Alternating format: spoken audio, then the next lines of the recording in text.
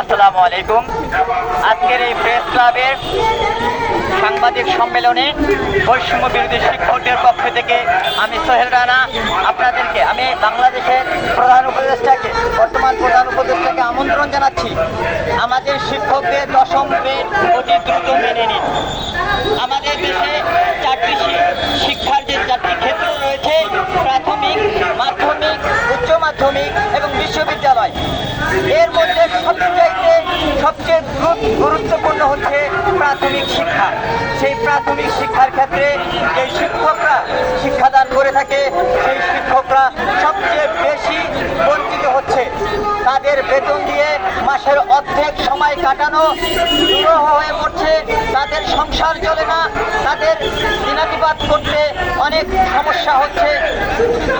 অথচ আমাদের সমাজের সবাই মনে করে একজন শিক্ষক অনেক টাকা বেতন পায়, অনেক টাকা তার ইনকাম, কিন্তু মাসের অর্ধেক গেলে তার পকেট খালি হয়ে যায়। তার মানি ব্যাগে টাকা থাকে না, তার পকেটে টাকা থাকে না, সে ধারও করতে পারে না, কারণ সে একটি সরকারি চাকরি করে।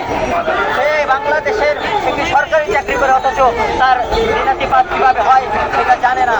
আমি আমন্ত্রণ জানাচ্ছি বাংলাদেশের প্রধান উপদেষ্টাকে, আপনারা দ্রুত এটি মেনে নিন। ধন্যবাদ সকলকে। সবাইকে অসংখ্য ধন্যবাদ জানিয়ে আজকের মতো মানববন্ধন সমাবেশ করছি। আসসালামু আলাইকুম।